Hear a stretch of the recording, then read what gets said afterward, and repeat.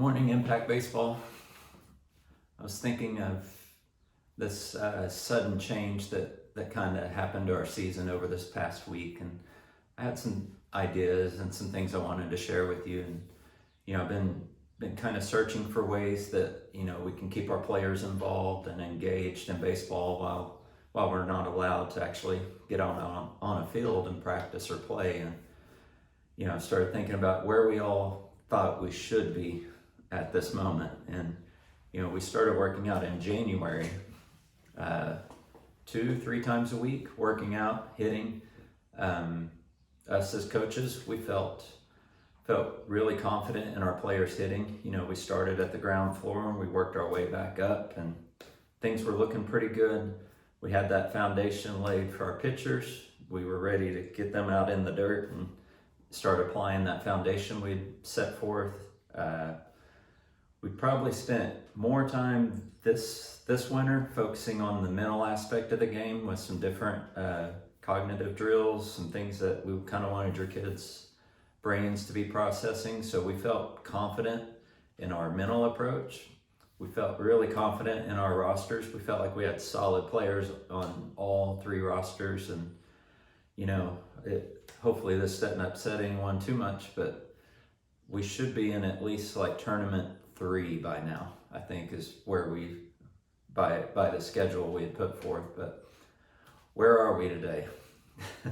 We can't even meet on a field to practice as a team. And I get a lot of my energy and a lot of my passion comes from seeing groups of kids work together as a team and do things as a team. So it's enough to make you pretty angry if you let it, if you kind of let that thought overtake you. And I'm not gonna lie, there's been some moments for me that have been pretty tough, to just kind of process this through, and maybe even let my emotions take over on some days where it's just upsetting, that we don't get to do the things that we thought were in our plan. So as I was thinking of all that stuff, I was kind of getting all the baseball stuff cleaned up, and just being hopeful that we would get out on the field here sometime soon. And I was reminded of something that we used throughout the season. It's an equation, and this equation was hanging on my clipboard in every game, all season. Last season, it was E plus O equals O. E plus R equals O. That stands for event plus response equals outcome. And we preached that last season, that events are going to happen to us, but it's our response that kind of determines the outcome of that event. So, there's things that kind of happen in a ball game that we can't control, whatever that might be. It could be striking out on a bad call from an umpire. It's 1 foot outside the strike zone, you didn't swing at it, you struck out. We can't control what the ump called, but we can control how we react to it. Losing a ball game that you should have won. The team you're playing is not up to the caliber of you, and you lose anyway. How do we respond to that? And then personally, if we get an illness or something that we can't control, kind of like what we've got going on right now, how do we respond to that? We can control our response, and the response is what determines the outcome. So, I kind of looked at that equation, kind of was making me look back at things from a year ago, and, I started looking at our season and kind of want us all to, and I'm sure all of you that were with Impact Baseball last season, let's rewind a year ago. A year ago at this point, our 11U boys were number 3 in the state. Our 8U coach pitch team was fixing to play their preseason tournament, or maybe it would have just taken place this past weekend.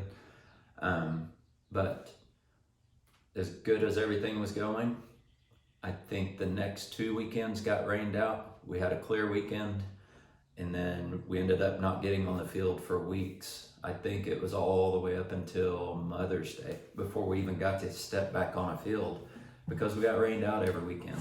Everyone remembers the constant rain last season, and just never could get our stride going. And, it kind of made me think about this season. This season's obviously a little worse because we can't even get a practice in, but, we still had an event take place last year.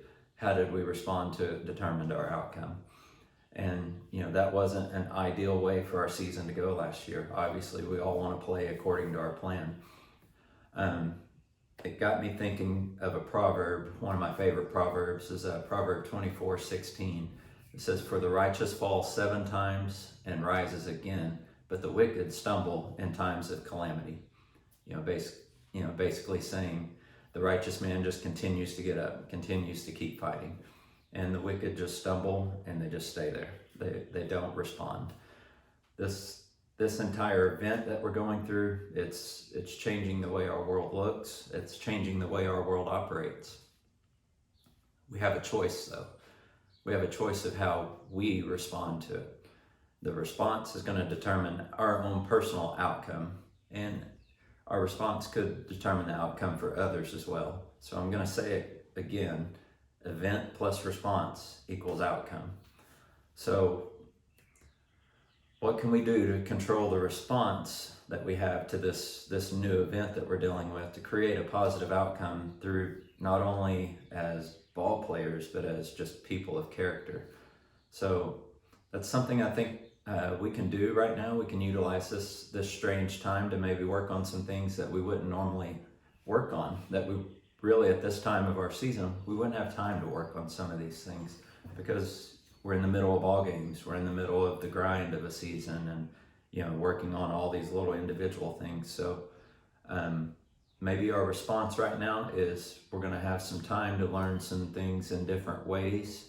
Maybe some things can be taught a little bit differently than we haven't been able to do in the past. So stick with us, and we're going to try to get a little creative over the next week or two, and then we just continue to pray that things are going to start working out for us where we can be out on the field together again here very soon. Own the Now.